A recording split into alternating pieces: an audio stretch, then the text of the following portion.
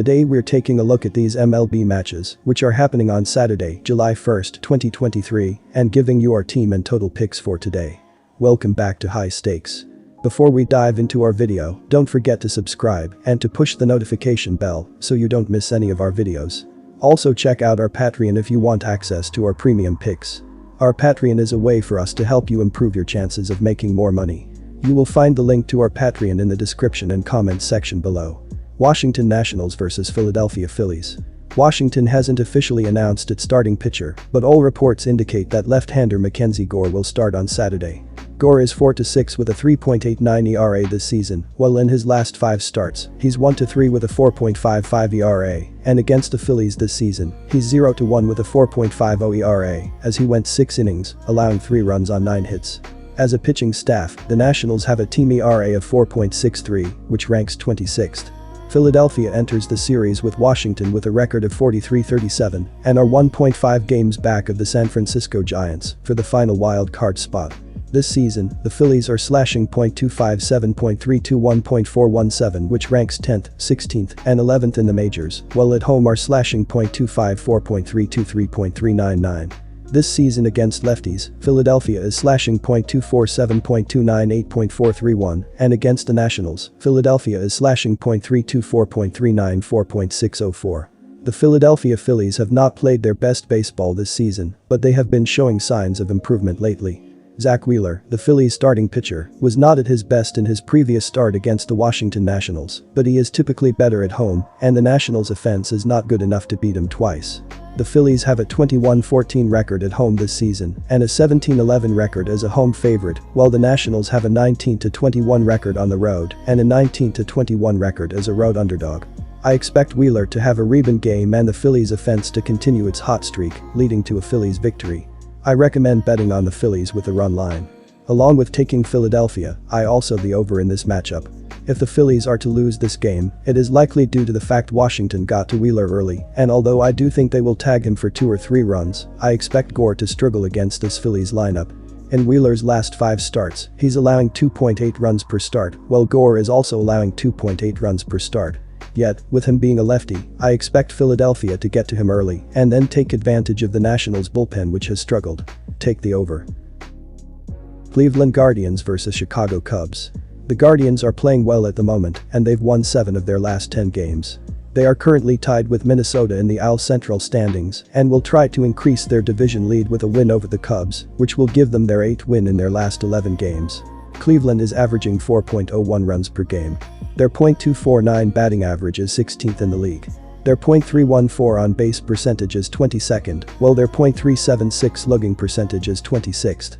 Jose Ramirez leads the Guardians with a .298 batting average and 13 home runs, while Josh Naylor leads the team with 58 RBI. Cleveland's pitching has been good, with the team giving up 4.10 runs per game. Opponents have a .241 batting average against the Guardians, which is 11th in the league. Their 3.74 ERA is 6th, while their 1.26 whip is 10th. In his last start, IB gave up 3 hits and 2 runs in 6 innings, leading to a 4-2 win over Milwaukee. They will need another solid start from him if they want to win this game.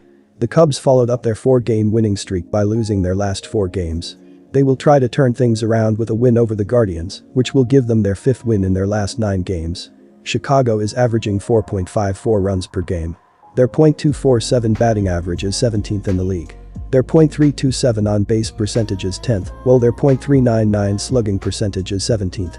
Nico Hoerner leads the Cubs with a .284 batting average and 40 RBI, while Patrick Wisdom leads the team with 14 home runs. Chicago's pitching has been good, with the team giving up 4.25 runs per game. Opponents have a .241 batting average against the Cubs, which is 14th in the league. Their 3.97 ERA is 13th, as is their 1.26 whip. In his last start, Stroman gave up 8 hits and 6 runs in 3.1 innings, leading to a 7-5 loss to St. Louis. They will need a better performance from him if they want to get the win. The Chicago Cubs have split their last 8 games, but they have won 6 of their last 11 home games. They have been playing well offensively, scoring 21 runs in their last 4 home games. They are expected to continue their offensive success in this game because they have hit the ball well against right-handed pitchers, and opposing pitcher Connor Pilkington has struggled in recent games, giving up 11 runs in his last 3 starts. He gave up 12 runs in his last 3 road starts, and he will have a hard time slowing down the Cubs' offense in this game. The Cleveland Guardians have won 3 of their last 5 games, but they have lost 5 of their last 9 road games. They are also playing well offensively, scoring 19 runs in their last 3 games. However, with the exception of his last start, Cubs pitcher Marcus Stroman has done a good job on the mound, giving up 5 runs in his previous 5 starts. He gave up 4 runs in his last 3 starts at Wrigley Field and 2 runs in his last 2 starts against the Guardians, so it is expected that he will be able to keep the Guardians' offense in check. Based on these factors, I recommend betting on the Chicago Cubs to cover the money line. And our total pick is over. Tampa Bay Rays vs Seattle Mariners. A date with the first-place Diamondbacks greeted the Rays before this series. Using a 9th-inning rally and an early 6-run lead the next day, Tampa took that series to improve upon their MLB best record. Now the Pacific Northwest gets to see the show, led by All-Star starters Randy Arozarena and Yandy Diaz. They lead in offense that second in runs per game. The Rays hit homers, steal bases, and get on base with the best of them. Getting this lineup out 27 times is a tedious task. After breaking out of a lengthy playoff drought last season, this Seattle team is dealing with a gloom that accompanies familiar rainy days in 2023. They've struggled to get things going all season and came into this series after losing 4 of 5. They haven't been terrible offensively, but very inconsistent this season. They're 15th in runs per game despite an OBP that's 24th and a slugging percentage that's 25th. They have home run threats but aren't hitting a crazy amount. There's also only one team striking out at a higher rate than the Mariners. When they're hot, opposing pitchers feel it. When they're not, Seattle's hitters don't feel a thing when they swing. Pitching has delivered for the Mariners, as the team is 7th in staff ERA. Seattle's bullpen is among the least used right now, yet they've been phenomenal. Mariners relievers are top 5 in ERA, FIP, and WAR as a unit. George Kirby pitches in front of them today, looking to smash the Rays lineup. Kirby must see Seattle as a dreamland, as he has a 3.19 home ERA this season. More importantly, the Mariners are 5-2 in his Seattle starts. His last 14.0 home innings include 17 strikeouts, 0 walks, 6 hits allowed, and no earned runs surrendered. Kirby has been straight out of a video game in T-Mobile Park lately. Seattle has George Kirby on the mound at home, a proven recipe for success.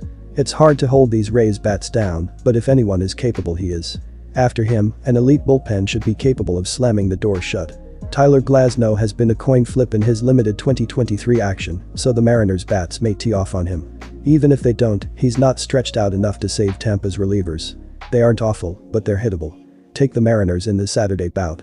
On the mound, success still follows the Rays. Their bullpen has thrown more innings than any other and dealt with a bunch of injuries, but has still managed to hold its ground.